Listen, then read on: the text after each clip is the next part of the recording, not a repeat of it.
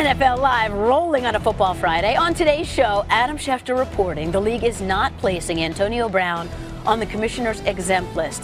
How soon until AB debuts on the playing field? Jameis Winston outdueled Cam Newton on Thursday Night Football. Find out why, just 2 games into the season, one of our analysts already proclaims the Panthers are done. And our Sunday showcase features the Saints and Rams in an NFC title game rematch. We'll dissect it position by position in what should be a high-scoring battle royale. So, yeah, week 2. Let's go. I'm ready. Okay. I'm ready.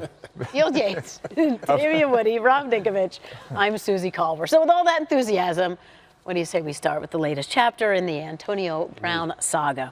The NFL will not place the new Patriots receiver on the commissioner's exempt list at this point, sources told Adam Schefter, making him eligible to play Sunday against the Miami Dolphins. Now, this comes in the wake of the civil suit brought against Brown.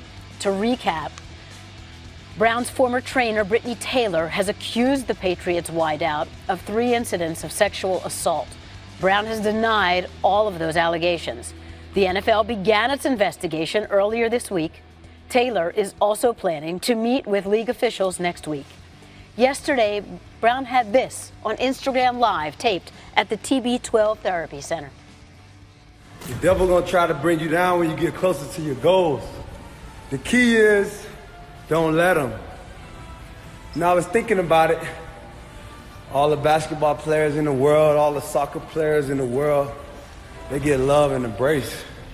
Maybe we need a football USA team so the world can love us, because all we get is hate. ESPN NFL Nation Patriots reporter Mike Reese is in Foxborough with the team, our eyes and ears there. Mike, what's the latest from the head coach? Susie, the NFL isn't placing Antonio Brown on the commissioner's exempt list, and now the question is if Bill Belichick places Antonio Brown on the field Sunday against the Dolphins. Brown went through his 3rd practice with the Patriots on Friday, and predictably, Belichick was tight-lipped with his intentions. Bill, are the plans to have Antonio Brown play on Sunday? We'll do what's best for the team, Mike. Will it be best for the team to have Antonio play on Sunday? Yeah, well, we'll determine that. I'm not going to hand out a copy of the game plan here. We'll do what we think is best for the team. Obviously, he's not familiar with our offense. The systems that he's been in have been, quite different. John does the West Coast offense, which there's very little carryover. Similar thing in Pittsburgh. So, he's working hard to pick it up, and we're working hard to get it to him. Momentum seems to be building for Brown to play. I asked receiver Philip Dorsett if he thinks that's a realistic possibility, and he said he thinks so because of how hard he's worked, and safety Duron Harmon added he's doing everything the right way. Susie? Okay, more from Mike in just a bit. Now let's establish that all 3 of our analysts have been part of the Patriots organization and the Patriot way at some point in their careers, emphasizing the amazing longevity of the Belichick-Brady dynasty. Rob, Damian, and Field all won Super Bowls in New England, but never crossing paths the same year. With that insight, let's say that he plays. It sure sounds like they're leaning that way. What do you believe the impact could be? Like right away. Here we are, week 2. I don't expect it to be a bang. I mean, you're talking about a guy who's coming into a complex offense with different verbiage.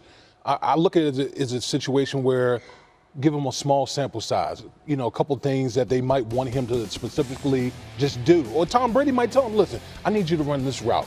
It's just really hard. It would be really hard for us to expect Antonio Brown to come into this game and absorb that type of playbook that they have in New England. So we've seen players the Patriots have acquired in recent years at the midseason trade deadline or some other way during the season, and they haven't had a full training camp. And we've seen guys like Josh Gordon come in and play a little bit after he was traded for a couple of seasons ago by New England. So I think what I'm getting at is that would I expect a full complement of snaps, Susie? Probably not, but could he make a major impact? My answer is yes, because of his ability, the opponent he's playing this weekend, and the circumstances surrounding Antonio Brown right now. Players have often talked about how the football field can be their safe haven, can be their release from everything else that they are dealing with in their life. And obviously what has been accused or against Antonio Brown, it's deplorable acts if they are proven true. For him, this might be his chance to sort of insulate himself from everything else that's going on in his life right now and prove that on the football field he is the player that we have known him to be for quite some time, which is arguably the most talented wide receiver in the NFL. And that playbook is thick. It's like a phone book, right? So I wouldn't put it past them to give him maybe a card, right? And just say, hey, Antonio, 1, 5. And he says, oh, snag. I got a slant. I got to go. And somebody's just saying, okay, until he gets this whole thing down, just keep it real small, like you said. Keep the plays down, simple. The hard part's going to be the signaling. When you go to no huddle and everyone's got to be on the same page and Tom's giving out a signal, or the defense changes and look, we're going to run a slant, and he gives a signal. That's where you're like, okay, well, what was that? What is this? What's this? What's that? What's this? What's all the what's the sign language here on all the plays? Not that this needs any more distraction, but since you guys obviously, you've traveled with the team, you know what it's like. That's where his house is. Is there any point that he is not with the team, at the team hotel, traveling with the team? It's a great point. The idea that Miami would be a place that's familiar to him. There are distractions built into Miami compared to maybe some other cities that they could be traveling to. My guess would be this: it's 5 days into the Antonio Brown era with the Patriots. It seems like he has largely been basically at the facility, at the TB12 Performance Center, and whatever hotel he is likely staying in for temporary housing.